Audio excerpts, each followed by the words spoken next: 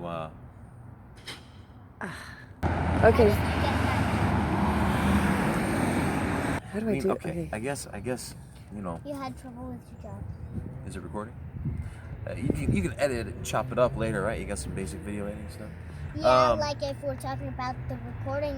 Okay, here we go. I guess the simplest way to describe it would be that I was bullied by my boss at work. And just because you had trouble. just because I wasn't, just because I would challenge him and I wasn't quite as perfect as the young guys. Actually, the young guys didn't even focus on doing their job the right way. The point. Did the police ever bother you? Yeah, definitely. At first, they were coming every week, and what they would do is just make me lower the tent.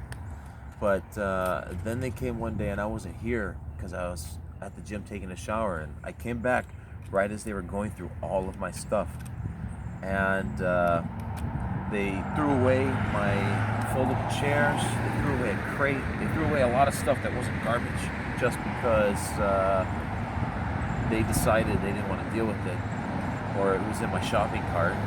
The chairs were in the shopping cart. And in doing so, they opened up my locked tent, which I believe is a clear violation of my Fourth Amendment right to protection against unwarranted search and seizure, a reasonable search and seizure. You know, you can't open a locked briefcase without a warrant. So how can you open a locked tent? But also, there's been a case in Colorado where on unused, undeveloped land, a person was ruled in favor of their Fourth Amendment rights being violated because police looked underneath a tarp. So what I'm trying to do is approach City Council, and I need to take it up with the authorities regarding this because I really think I have a case here because there's been a serious violation of my privacy. But they do this to everybody, and what they do is they come up and they literally tell you what you can and cannot own. They tell you can't have this. And, they tell you that, like, if it's a shopping cart, you can't have it, or if it's a pallet, you can't have it. What's a pallet? A pallet is like, you've seen them probably. It's like a wooden skid with all the wood on it, and, it's something that you put products on top of it. People like to use it as a floor. I bought one from Home Depot. I bought 2 of them, and they just seized them and destroyed them right in front of my eyes, along with a $45 piece of plywood that I had sanded down and cut to fit. I had myself a nice little platform. They just took it and destroyed it, despite the fact that I could have stored it in my storage unit. I could have transported it, but they just said you can't have this, as if I can't own it. Well, if I can't own it, then why am I not being cited?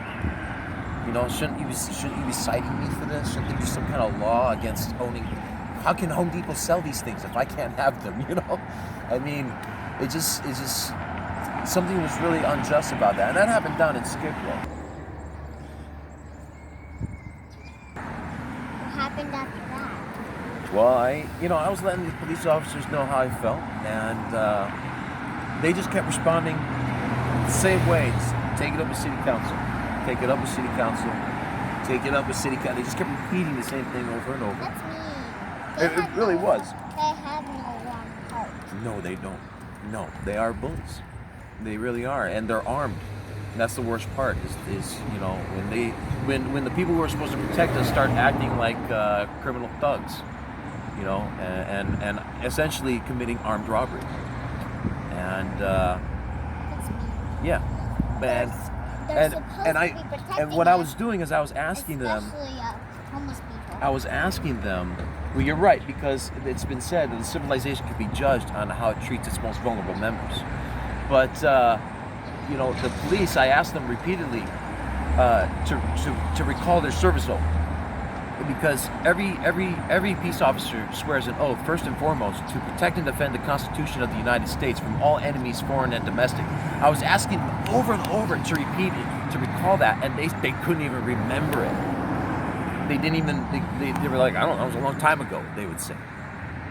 And what they should have been doing is when the city sanitation workers were going through my stuff, the cops should have said, hey, hang on, you can't do that. That's a violation of his rights. it was their job to protect me in that instance. But instead, what they did was they just did escort duty. So, and What happened after what happened? so I decided to take them up on their word. I'm going to take it up with City Council. And I've been having a really hard time doing that. I went to the council member's office and I tried to get a meeting with the council member. And first they told me one of their field deputies had to arrange a meeting, and they sent an email, and the field deputies were just taking forever to respond. It was literally like a week or two before I could get even a response. And I went into the office again, and I have to say, the guy at the front desk of the office, Mark, was very helpful. He was very proactive. He really seems like he's there to do his job.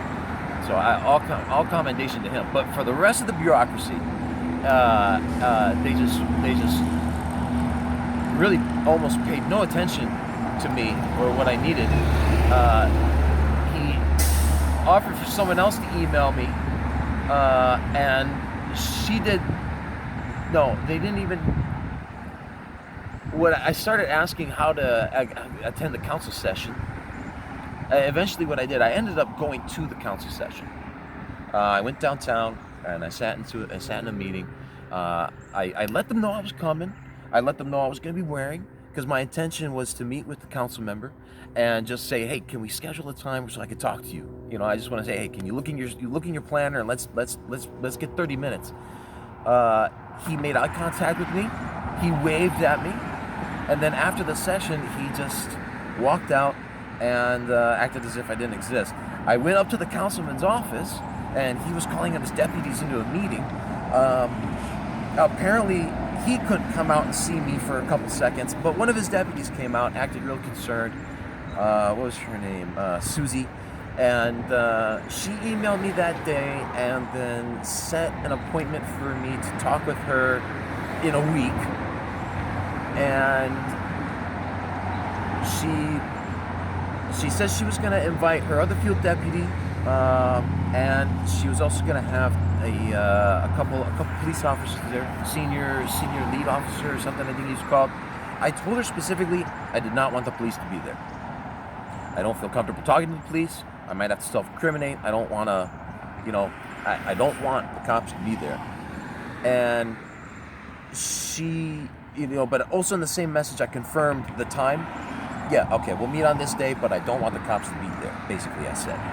And she said, okay, confirmed. Basically confirming the time. But when I got there, the cops were there. So I said, no, I'm not going to talk to you with them here. That's it. This is over.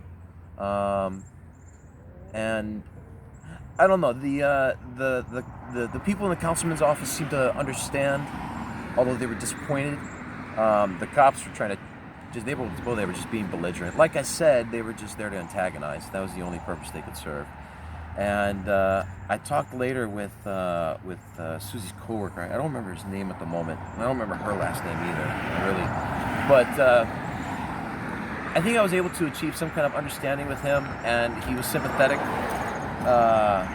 And I don't know, maybe that's why I've been left alone since, but... Well, you still have us to keep you company on Sundays. Yeah, that's very nice, and I appreciate it very much.